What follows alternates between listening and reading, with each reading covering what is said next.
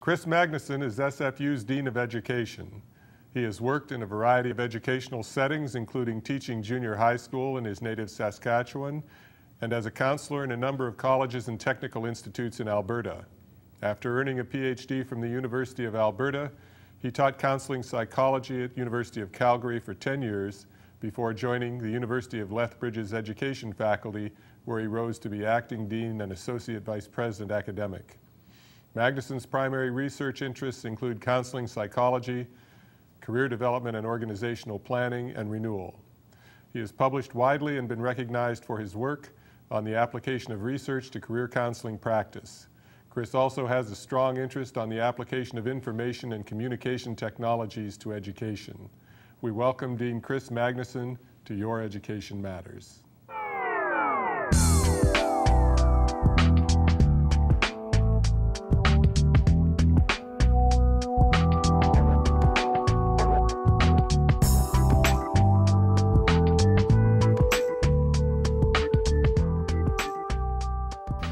Kris, I know you're active in the BC Deans of Education and the National Organization of Deans of Education, and I thought it would be worthwhile for you to explain these organizations to our viewers, and they'd start to get an idea of what Deans of Education do. Okay, be pleased to. The first is the Association of British Columbia Deans of Education, which has the world's best acronym, right? ABCDE for education.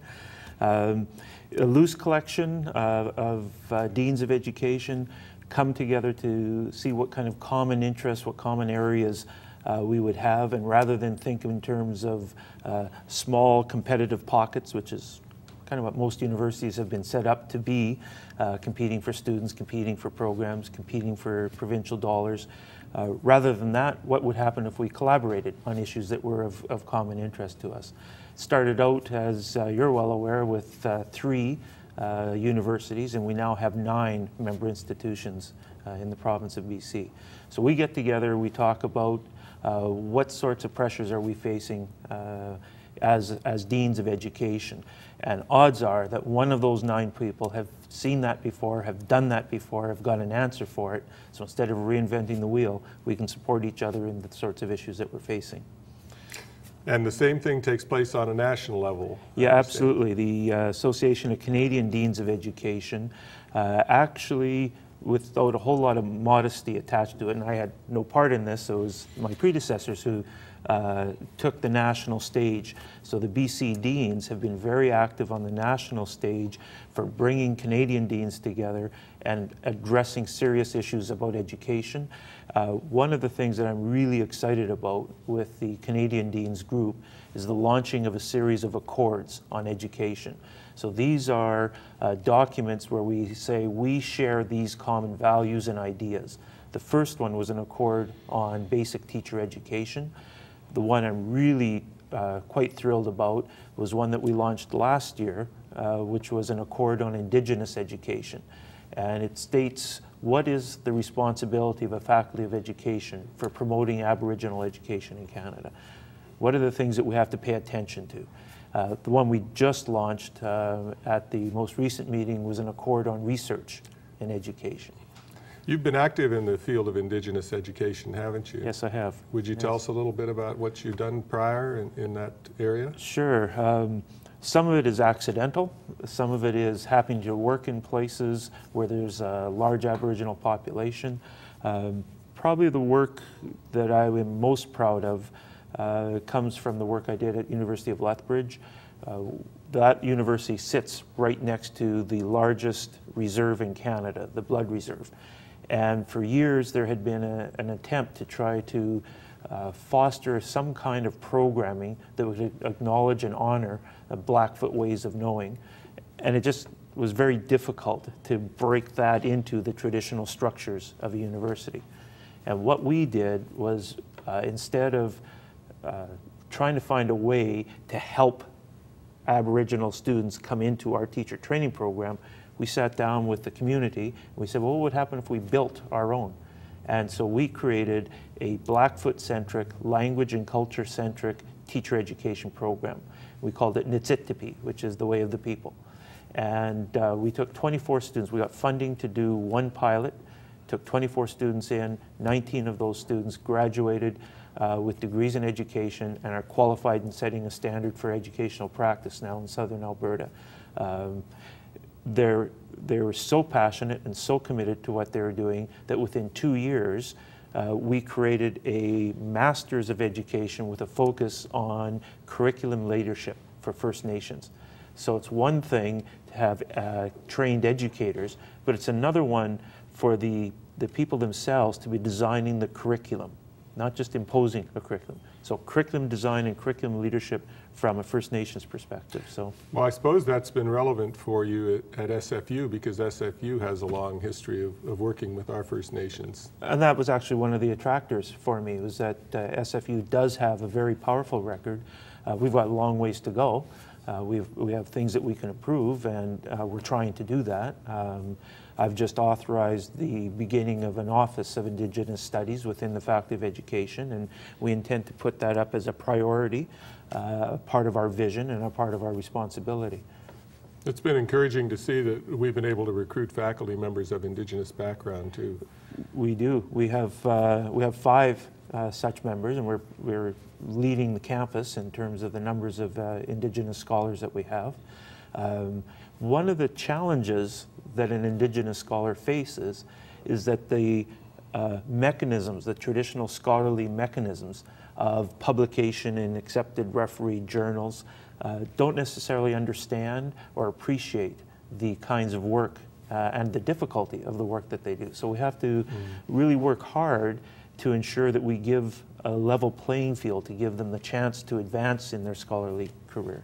Well, the other side of that coin, I know we've had the issue of people who are by their culture Indigenous but want to work in a conventional subdiscipline of education, and they don't see their work as primarily in Indigenous education, but since that's their background, people cast them in that mold. True enough, true enough. And a couple of our scholars are exactly in that category. We've got an exceptionally promising young scholar who's doing wonderful work, who happens to be an Aboriginal. Yeah, there's no getting away from the fact that they are an inspiration to people all around who are hoping that education will be able to provide these avenues of opportunity. Yeah, absolutely. Absolutely. Now, while we're talking about SFU then, I think teacher education's been in the news a little bit lately because people have been concerned about young teachers not having opportunities. Yeah. What do you think about the supply and demand picture? Should we continue to educate teachers in the numbers we have been in British Columbia, or are we misleading young people by offering them that credential and then there's not the jobs out there? Yeah, that's a really tricky question. If we look at the demographic projections, everything tells us that we are going to be in a shortage of qualified teachers in about 10 years. If we look at current, we've got a glut of teachers. And we've got 2 issues. We've got, we went from 3 programs to 9 programs in the province that are doing basic teacher preparation, so that's certainly a factor. We continue to attract a strong immigration pattern to the province, and with that comes people who either are trained in Canada or trained elsewhere as teachers who are moving to the province and they want to teach. Think there'll be a shortage of deans, Kris? Actually, there is. There is. There is a shortage. It's harder and harder to get people to do these jobs. That's how I always told people I could get the job. That's right. That's why I'm here. I've had recently on the program one of our leaders in the principal and superintendent fields, and there's some concern about administrator preparation in BC. I don't know what SFU's thoughts are on this at this time, but BC has not had a rigid licensure process for administrators. Do you think we can get by with the status quo, or do you think it'll move in more of a structured direction? I'm guessing if it follows the world trends, which BC may or may not choose to do because they have their own ideas often about such things.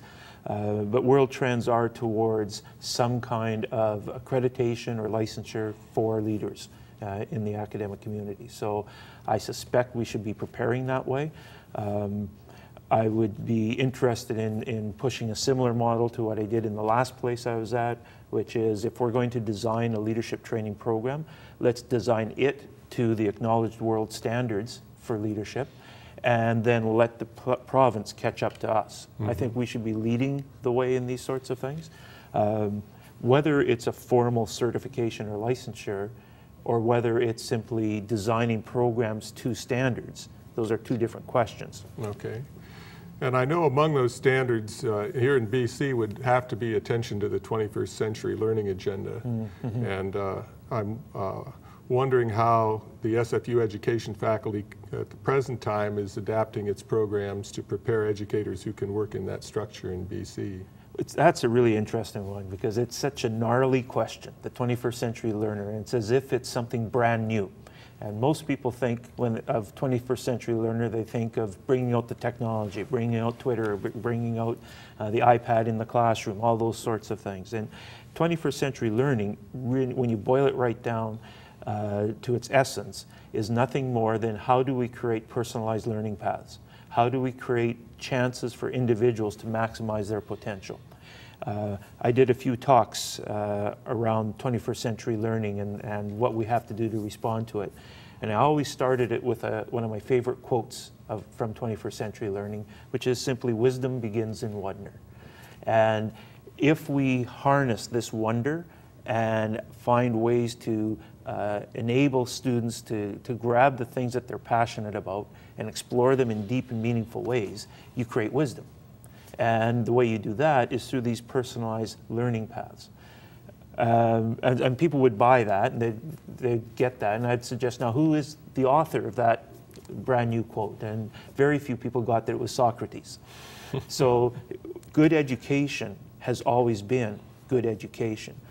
Good education is founded on relationship. So the relationship you establish as an instructor with your student or students. It's also based on harnessing what's meaningful to the learner, finding ways to make this thing relevant that they need to learn or should learn.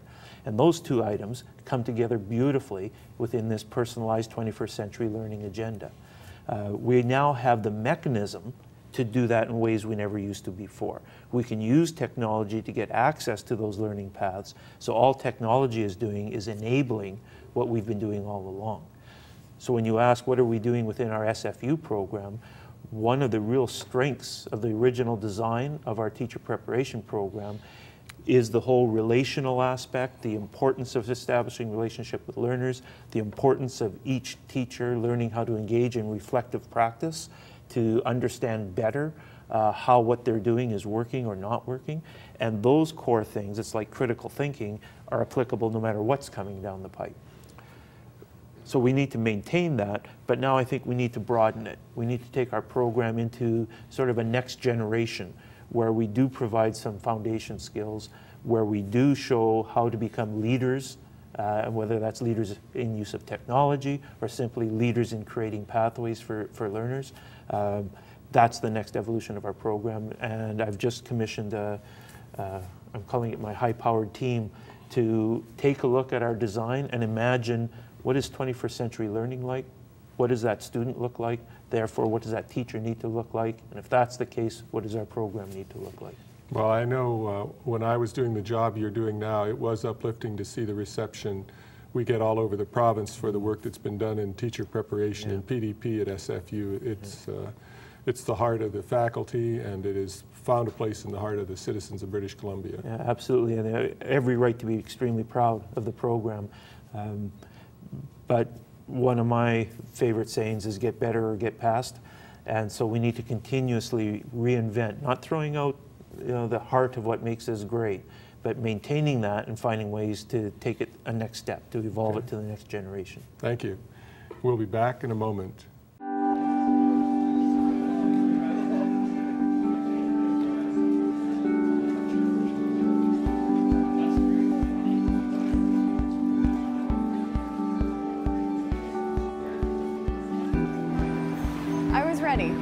When I first came to SFU, I thought I knew exactly what I wanted. So I started into a specialized French cohort program and got involved in the French Student Union, thinking for sure that I wanted to go into journalism. When I got into my second semester, I suddenly wasn't so sure what I wanted to do anymore. So I started to explore a little bit. Archaeology, communications, history, even kinesiology. And then I decided to go on exchange to France for a year. I was really enjoying my history classes and quickly realized that's what I wanted to study. But all the exploring I had done in other departments still counted towards my degree. I also got involved in campus life. I was an orientation leader for a year, became a community advisor in residence, helped start a choir. I even took a rowing course. Now I'm in my 5th year studying a history major and French and poli-sci minors, and I'm still involved in residence. I'm an area coordinator now and working on sustainability initiatives around campus. After SFU, I have lots of possibilities of what I could do. International development, leadership, teaching, but whatever I do, I know I'll be ready for it.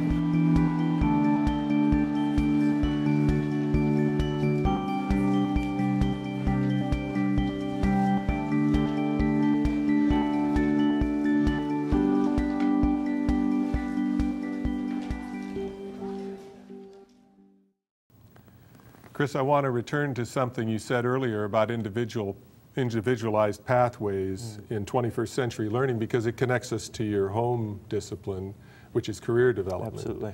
So tell us what you mean about individualized pathways and how that leads then into the field of career development. Okay, and maybe what I'll do is I'll come at it from the other side about what I see as pathways within career development and how that informs on. Fine. Yeah.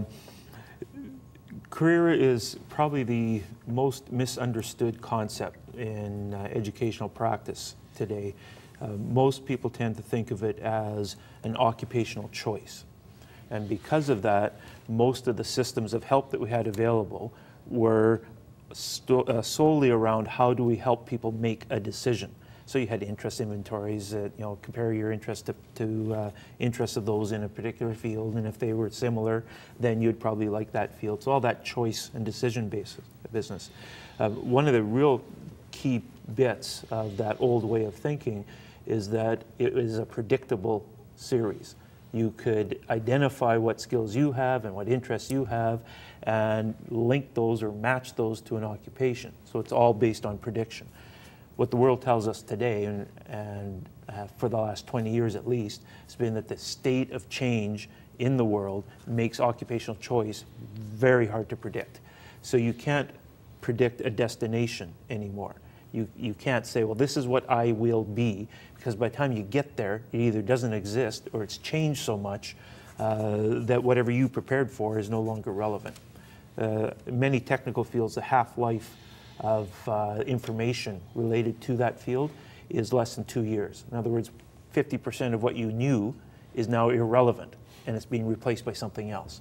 So this idea that we can predict and control career paths is completely irrelevant. Well, gee, then it makes it even harder to know, if not yourself, then your children, you know, how to give them some guidance. Yeah, what are we left with here? Yeah, if we're thinking that our guidance is to tell them the destination they should be ending up at, you should be, you know, doctor, lawyer, chicken eviscerator, whatever it is that, you know, you're pointing to, that will be misguided. Because in very rare cases does that actually transpire. I used to do these sessions with parents where they're coming and wanting help on how do they help their particularly teenage kids with career decision making.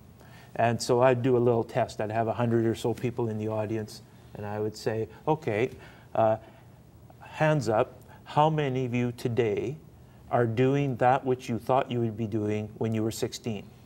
And on average, I'd get 3 or 4 or maybe 5 hands would go up.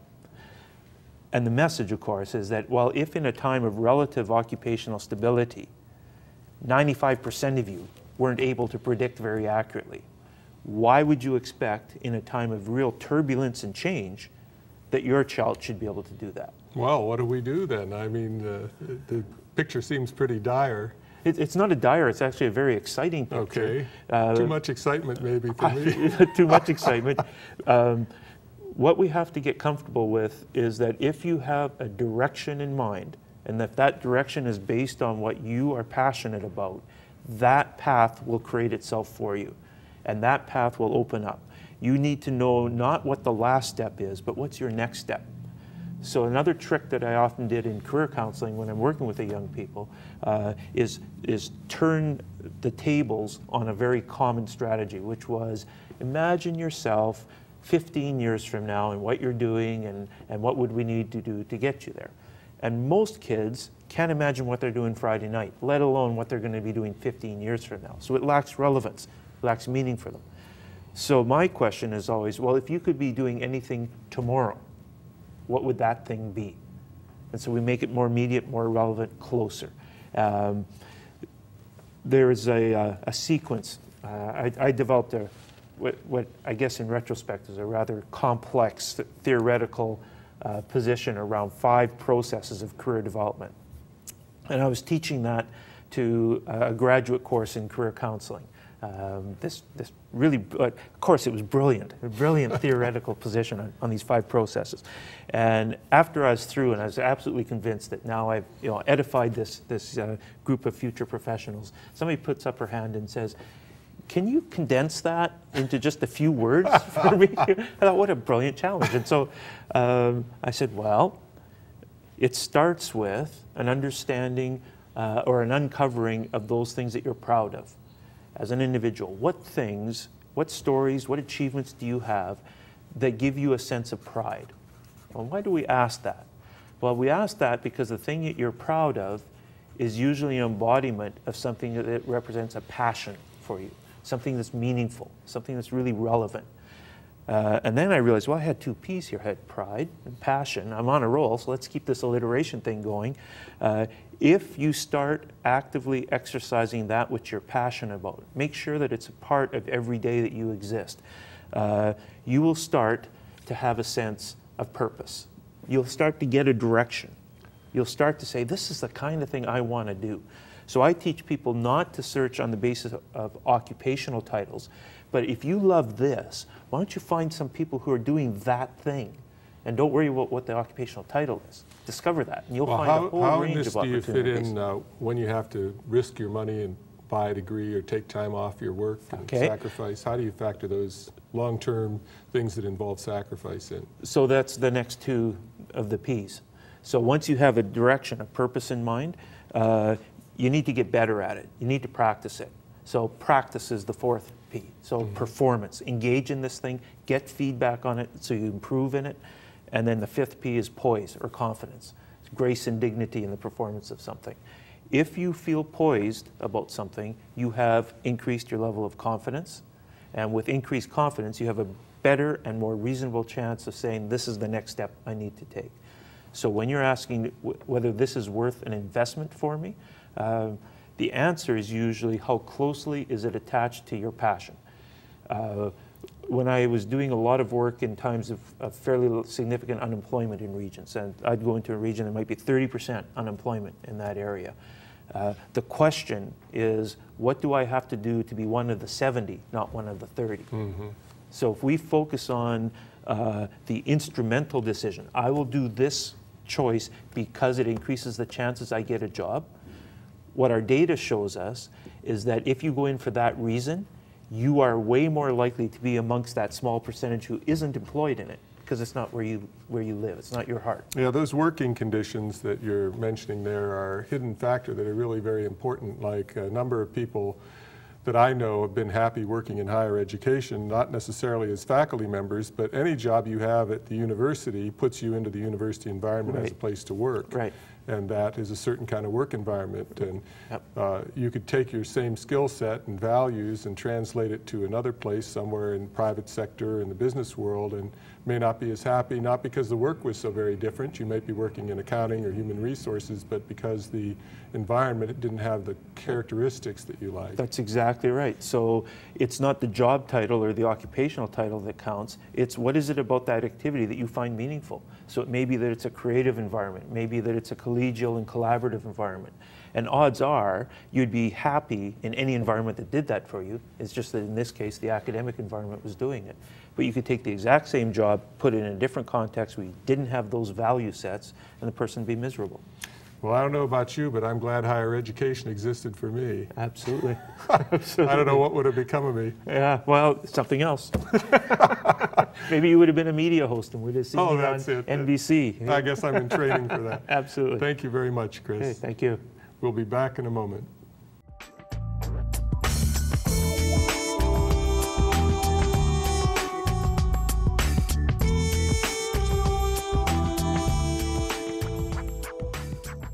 More than 70,000 careers have been identified in North American society.